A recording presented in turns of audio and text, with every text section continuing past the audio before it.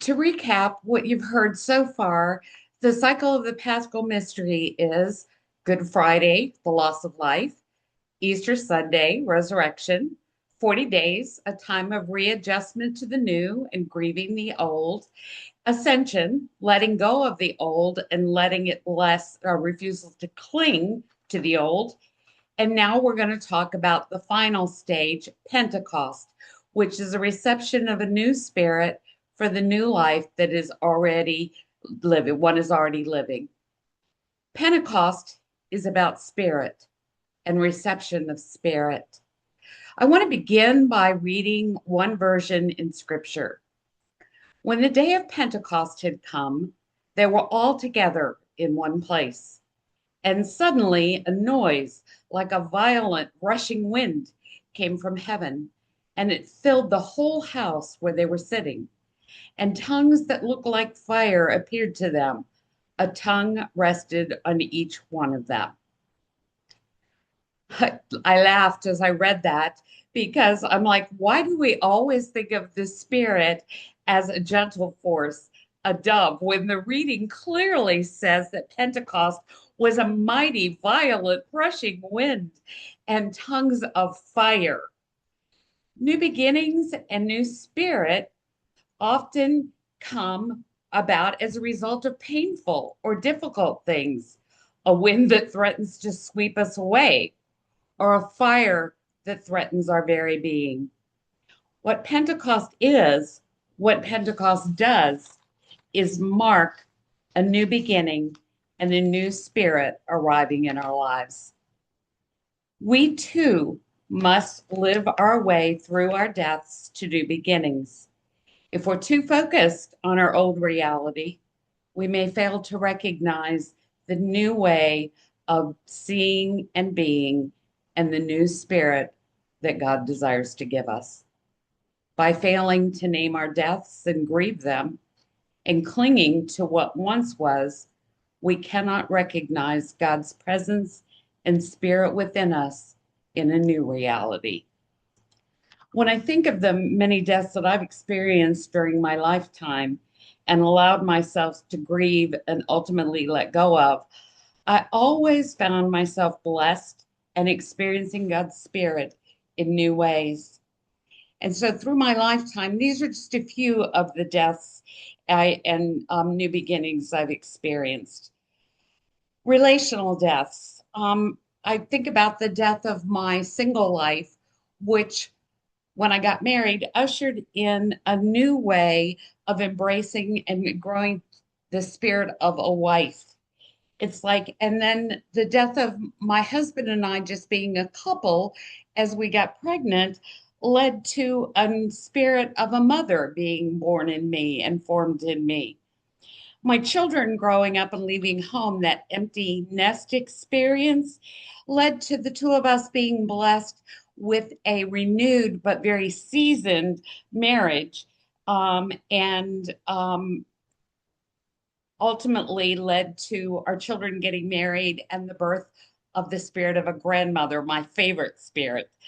And then lastly, the recent death 4 years ago of my husband and being widowed has just now, I find myself living into the spirit of being a widow, free to live my life in a new ways, honoring for the first time in my life my own desires, my own rhythm, answerable to nobody else, and new freedoms, whether it's the freedom to eat what I want for dinner or lay in bed reading as late as I want, or there are many freedoms that I'm just now beginning to recognize.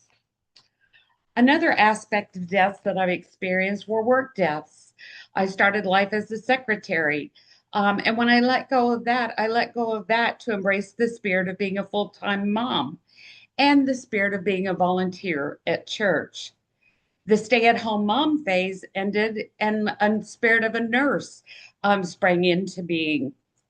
And nursing and that volunteer work led me to spiritual work direction. And the spirit of that charism began to emerge in me. And retirement now is leaving to the spirit of living my life in a natural rhythm that I've never been able to experience before, where I sleep till I wake up, where I rest when I feel called to rest, where I work when I feel called to work. Um, Ministry deaths through the years. Each one that I experienced, I grew into and nurtured a new spirit and new gifts, and that ultimately has led me to my life's work of Iderian spiritual director. The spirit, it's also led to a spirit of deepened trust that God will provide. I do need to do my part, however. And another spirit that has emerged from that is the spirit of being able to live in response to unfolding instead of my original need to plan and make things happen. Another area of deaths I've experienced, aging and health, has led me to being able to embrace a spirit of receiving as well as giving, led to a spirit of deepening humility, led to a spirit of deepened empathy and compassion, and definitely has led me to embrace the spirit of being a human being instead of a human doing.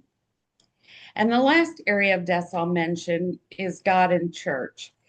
Each one of those deaths in those arenas has led me to a deepened understanding and experience of God and God's love, and a deepened ability to live within the mystery of God and the paradox of life in God.